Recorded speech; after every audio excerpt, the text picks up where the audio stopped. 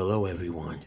Before this video gets started, please make sure you like and share as well as comment on my video once it's over. This helps with the algorithm so it can push my videos out there for people who may like my content. Thank you, and I appreciate everyone's support.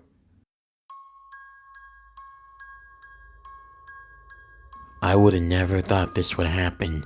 Just tell me, where are the odds of this happening to you? What are the odds? I just would have never thought that I would experience something like this. It really threw me off. And when I get done telling you this, it's gonna leave you scratching your head and just realizing that you have to be very cautious of everyone.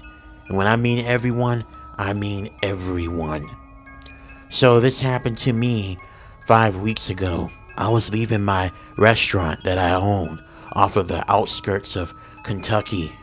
I was making my way home, and where I drive at, it's a stretched land of forest, and that's usually the route I have to take to head back to my house. As I was driving, keep in mind it was at night. It was around 10:30 p.m., very dark, and off in the distance there was lightning. I figured there was going to be a storm brewing, so I wanted to hurry and get home. As I was driving, I happened to saw something that made me do a double take. It was so odd and shocking that I almost swerved off my lane. I paid attention and then I immediately stopped and made a U-turn, and I turned back around and head onto the opposite road, and I drove. And yep, I was tired, but my mind was not playing tricks on me. It was an elderly woman. She had a roller with her. It seemed like she was very old. Her back was bent over. She had on a pink jacket and a long polka-dotted black and white dress. She waved her arms back and forth, signaling me for attention. I drove up to her, and then I rolled down my window and I asked her, "Ma'am, what are you doing wandering around in the middle of the road at night? You're gonna get yourself hurt. Look, get in my car. I really insist. And don't argue with me. Please get in my car. This is for your safety, ma'am." Oh, what a sweet young man. Thank you so much. The elderly woman said. When she got inside of my car, I drove and I asked her, "So, how did you get over here in the side of town? Is this where you live?" "It can't be. There's nothing out here for at least about another 20 minutes. What's happening? Did you roam out here on foot by yourself? Did something happen?" I asked her, really concerned about her safety and about her health.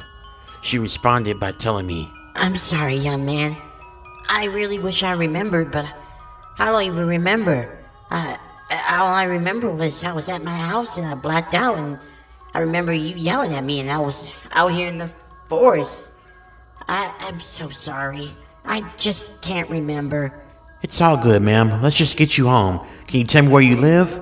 I asked her. Oh, yes, I don't live too far from here. Actually, it's the first neighborhood you're gonna see, and the first house on the left.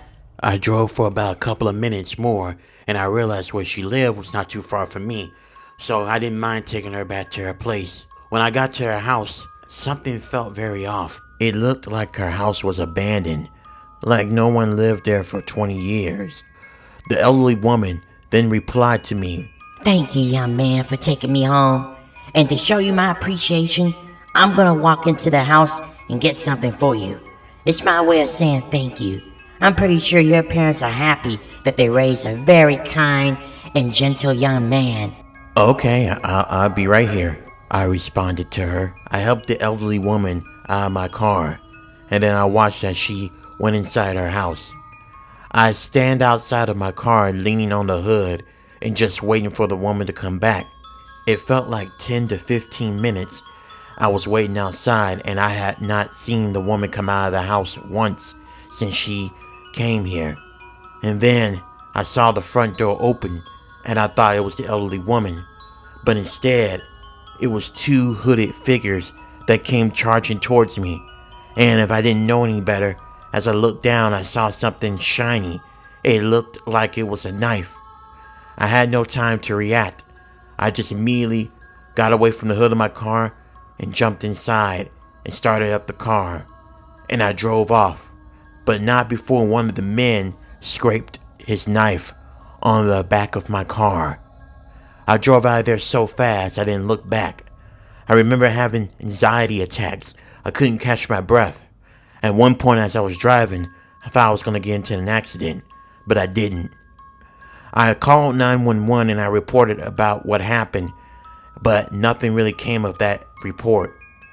I went home, scared, and looking over my shoulders, hoping that somehow these men and that elderly woman didn't know where I lived. Since that incident, I always was hesitant to help out people. And looking back on this situation now, finding the elderly woman in the street, everything about that just seemed wrong. And honestly, I don't really care to look into it too much. I don't want to scare myself. But I will say, I can't do favors for people ever again.